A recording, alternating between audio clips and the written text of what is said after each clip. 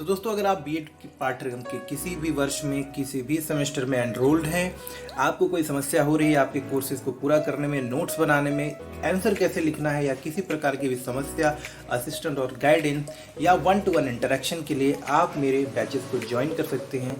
Batches join करने का simple और सरल तरीका है, आप मुझे व्हाट्सएप कर सकते हैं इस नंबर पे with your name and your year. आप किस सेमेस्टर में है इतना बताएं और बस लिखें I want to join premium courses. मैं आपको अपने प्रीमियम बैच में ज्वाइन कर दूंगा। नमस्कार दोस्तों, और स्वागत है आपका आपके अपने ही यूट्यूब चैनल बीएड एग्ज़ाम पर। और दोस्तों, आज के इस छोटे से वीडियो में हम जस्ट ये डिस्कस कर रहे हैं कि आपकी जो एग्ज़ाम की डेट है वो प्रभावित हुई है, वो चेंज हुई है, और पूरी संभावना है कि आपके एग्ज़ाम्स जो हैं अब सप्ताह के पहले सप्ताह में यानी कि अगस्त के पहले सप्ताह में टल जाएंगे।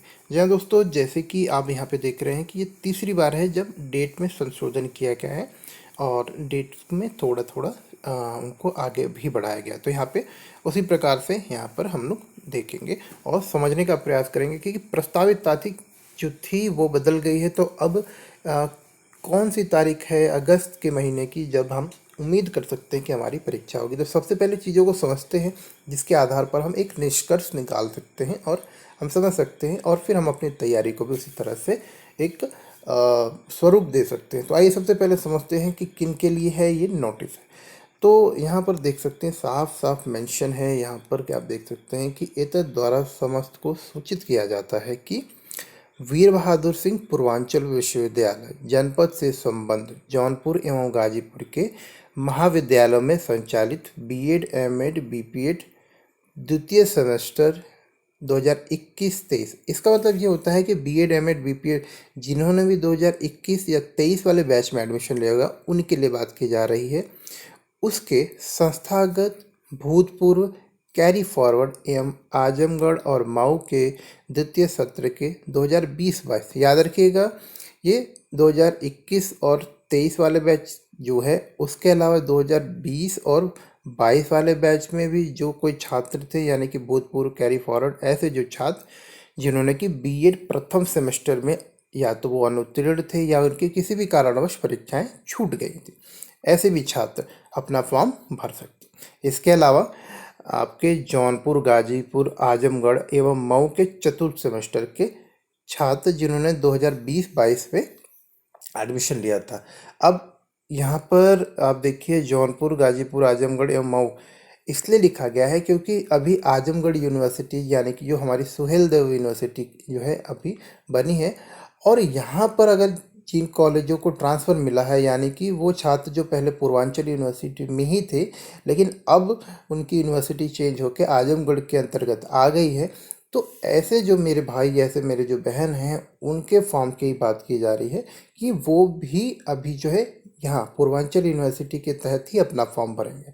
इसमें कोई कन्फ्यूजन नहीं होना चाहिए कि अगर आपकी यूनिवर्सिटी शिफ्ट हो गई है आजमगढ़ यूनिवर्सिटी में लेकिन आप 2020-22 वाले सत्र के छात्र हैं और आपने अगर फॉर्म भरा था उस समय, तो अभी भी आप फॉर्म पूर्वांचल यूनिवर्सिटी के माध्यम से ही भरेंगे। अगर कोई भी आपका पेपर या तो सेकेंड सेमेस्टर का बचता है या फिर अगर आपका फोर्थ सेमेस्टर का कोई पेपर बचा हुआ है तो ये बात बिल्कुल साफ कर लेना।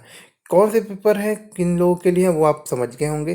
पेपर यहाँ पर संस्थागत है यानी कि इस साल के पेपर हैं संस्थागत। उसके अलावा भूतपूर्व जिनका कोई पहले पास आउट हो चुका, कोई पेपर रह गया, कैरी फॉरवर्ड। कैरी फॉरवर्ड का मतलब दोस्तों ऐसे पेपर जैसे कि कोई बच्चा सेकंड सेमेस्टर से पास होकर फोर्थ में आ गया लेकिन सेकंड सेमेस्टर में उनका कोई पेपर रह गया था, उसे हम कैरी फॉरवर्ड बोलते हैं।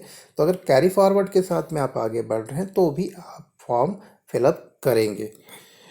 अब जो तारीखें थोड़ी चेंज हुई हैं उनको भी यहाँ पर समझ लेते हैं जिससे कि हमको एग्जामिनेशन का एक अनुमानित तिथि समझ में आ जाएगा। आइए आगे बढ़ते हैं, देखते हैं।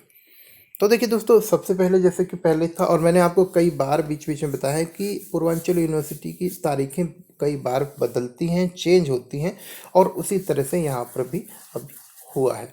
तो यहाँ पर जैसा मैंने आपको पहले ही बताया था कि परीक्षाएं जो है 25 के बाद कभी भी होंगी, लेकिन 25 के बाद जो है नवंबर पहले जैसे प्रस्तावित था वो होना तो बिल्कुल भी संभव नहीं था, और मैंने आपको कई बार पहले ही बताया है। फिर भी देखते हैं। देखिए अभी ऑनलाइन फॉर्म भरने की तारीख ही जो है कितनी बार बढ़ाई जा चुकी है। पहले जो 7 तारीख तक थी, अब वो 16/7/2022 तक, यानी कि कुल मिलाकर 10 दिन तो यहाँ ही बढ़ गया। इसीलिए जब 10 दिन यहाँ पर आपकी परीक्षा फॉर्म भरने की तारीख बढ़ी है, तो 10 से आप देख लो कि हर चीज़ जो है 10-10 दिन शिफ्ट हो गई है। विलम्ब शुल्क के साथ भी आप यानी कि 500 विलम्ब शुल्क के साथ अपना परीक्षा फॉर्म भर सकते हैं। और परीक्षा फॉर्म की जो शुल्क है दोस्तों, वो विद्यालय से आपका थोड़ा सा आप बोल सकते हैं भिन्न हो सकता है, लेकिन अनुमानित रूप से 3,300 रुपये के करीब आपको लगते हैं, और वही आपको पे करना है ऑनलाइन भरे गए परीक्षा फॉर्म के संशोधन एवं सत्यापन के लिए। तो जो आप फॉर्म भर देते हैं उसका फिर कॉलेज सत्यापन करता है अपने स्तर पर। तो इसकी तिथि भी अब जो है 19 तारीख से लेकर 20 तारीख तक ही रखी गई। अगर आपके फॉर्म में कोई करेक्शन, कुछ गलत, कुछ संशोधन कराना है तो प्लीज़ अपने कॉलेज को इस टाइम में आप कांटेक्ट कर लें, यानी कि 19 तारीख से लेकर 20 तारीख के बीच में। महाविद्यालय द्वारा समस्त शुल्क लॉगिन, यानी कि अब जो आपका फॉर्म भर जाता है उसे महाविद्यालय भेजा जाता है आपकी परीक्षा शुल्क के साथ, ताकि आपका डेटाबेस वहाँ पर आपके आने वाले एग्ज़ाम के हिसाब से क्रिएट किया जा सके। विश्वविद्यालय में परीक्षा नॉमिनल रोल जमा कराने एवं शुल्क सत्यापन करने की तिथि, अब जब विश्वविद्यालय की तरफ से आपको फीस जमा हो जाती है वहाँ पर, तो विश्वविद्यालय द्वारा फिर आपके शुल्क वगैरह की सत्यापन की जाती है कि हाँ ये नाम है, इस बच्चे की फ़ीस आ गई है और इसकी ये पर्टिकुलर डिटेल्स हैं। उसके अलावा जो इम्पोर्टेंट और ज़्यादा ही इम्पोर्टेंट बात है वो हम यहाँ पर देख रहे हैं। आइए देखते हैं कि परीक्षा की प्रस्तावित तिथि जो है यथाशीघ्र घोषित की जाएगी। आइए इसको हम थोड़ा और ठीक से समझते हैं कि जो परीक्षा की प्रस्तावित तिथि है वो आपकी यथाशीघ्र जो है घोषित की जाएगी। इसका मतलब ये है कि आपको पहले ये ध्यान होगा, अगर आपने वीडियो देखे थे तो मैंने आपको बताया था वहाँ कि जो परीक्षा की प्रस्तावित तिथि थी जो पहले 25 तारीख से थी, अब वो जो है आपकी बढ़ चुकी है आराम से। अब इस बात को समझने की कोशिश करेंगे कि एग्ज़ाम की डेट हमारी हो क्या सकती है। जैसे कि हर एक प्रक्रिया जो ऊपर हमने अभी चर्चा की है वो कम से कम 10 दिन आगे शिफ्ट हुई है, तो आप पूरी तरह से उम्मीद कर सकते हैं कि जो हमारी परीक्षाएं होंगी यहाँ से कम आपके 10 दिन बाद ही, यानी कि आप 25 तारीख के बाद अगला 10 दिन देख सकते हैं। और कितना भी जल्दी हो जाए आपके जो है 2 तारीख यानी कि 2 अगस्त से पहले नहीं हो सकती। तो जैसा मैंने आपको पहले ही बताया था दोस्तों कि अगर आपके एग्ज़ामिनेशन फॉर्म जो है अगर आपके 25 मतलब 15 तारीख तक अगर डेट शीट नहीं आती है तो आपके एग्ज़ाम जो है फिर अगस्त में टल जाएंगे। और अगर डेट शीट आपकी 15 तारीख तक सही नहीं आती है तो फिर ये एग्ज़ाम आपके 7 या 8 तारीख, यानी कम से कम आपका जब भी एग्ज़ाम होगा, जब भी डेट शीट आएगी आपको जिस भी तारीख से, वहाँ से आपको क्लियर होगा। बट यहाँ पर मैं आपको यही बताना चाह रहा हूँ कि आपके एग्ज़ाम जो है मुख्य रूप से जो अभी हम लोग सिस्टम देख पा रहे हैं, जो डेट शिफ्टिंग देख पा रहे हैं, तो कम से कम आप उम्मीद कर सकते हैं या तो 2 अगस्त या फिर आपका एग्ज़ाम 2 अगस्त के बाद, यानी कि फिर 5 तारीख के बाद ही, जो भी दिन यानी कि संडे ना हो उसको छोड़कर ही फिर स्टार्ट होगा। 2 तारीख के बाद जो भी संडे नहीं आएगा दिन, उसके बाद कभी भी स्टार्ट होता है। तो मिनिमम से मिनिमम आपके एग्ज़ाम जो है 2 तारीख से पहले तो संभावित नहीं होंगे, उससे ज़्यादा भी तारीख बढ़ सकती, हो सकता है ये आपके एग्ज़ाम फिर 11 या 12 तारीख से भी स्टार्ट हो।